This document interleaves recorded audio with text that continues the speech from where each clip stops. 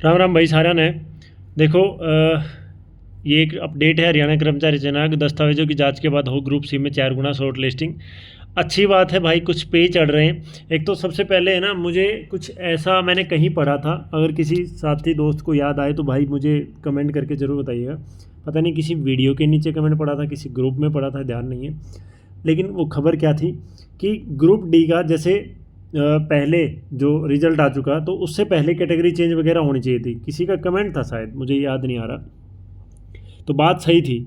जैसे 25 जनवरी के आसपास की बात है, या जनवरी में मान लो, तो जनवरी में रिज़ल्ट आ गया तो उससे पहले जो कैटेगरी चेंज करवानी थी या कुछ कुछ भी आपको एजुकेशन क्वालिफिकेशन या कुछ चाहिए तो उस डेट से पहले का होना चाहिए।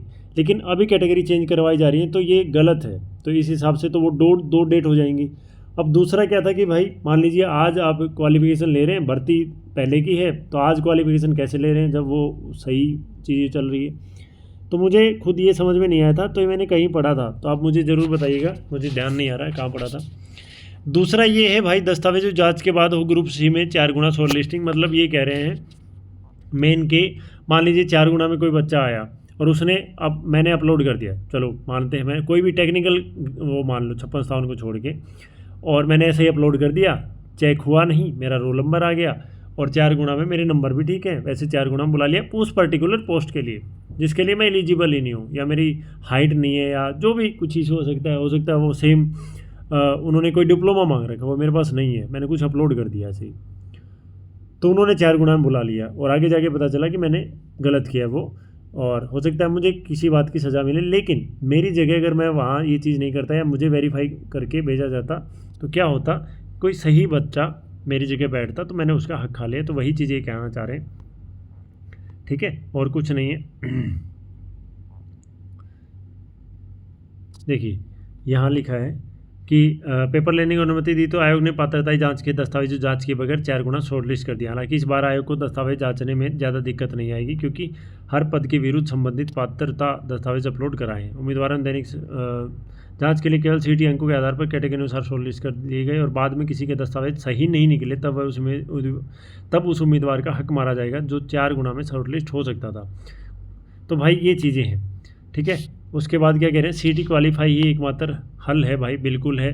4 गुना शॉर्ट लिस्ट के झंझट से बचने का एकमात्र हल सीटी क्वालिफाई। अगर सीटी को क्वालिफाई कर दिया जाए तो सभी पास उम्मीदवार विज्ञापित पदों पर आवेदन करने के पात्र होंगे और सभी परीक्षा देने के पात्र होंगे। जब परीक्षा हो जाए तो मेरिट बनाते समय आरक्षण लागू कर दिया जाए। अगर किसी आरक्षित वर्ग के सबको मौका मिल जाए तो फिर तो झगड़ा ही नहीं है किसी बात का। भाई एक गलत है, 10 गलत हैं, बाहर निकलो, अगले आ जाएंगे, बस। उम्मीदवारी कट ऑफ से ज़्यादा होंगे तो उसका चयन जनरल में हो जाएगा, अगर कट ऑफ कम होंगे तो उसका अपनी कैटेगरी में चयन होगा, ठीक है। तो यहाँ ये भी दिक्कत है भाई कि अगर कैटेगरी अनुसार शॉर्ट लिस्ट को रिजर्व कैटेगरी में कट ऑफ जनरल से ज़्यादा जाने की संभावना बिल्कुल है भाई।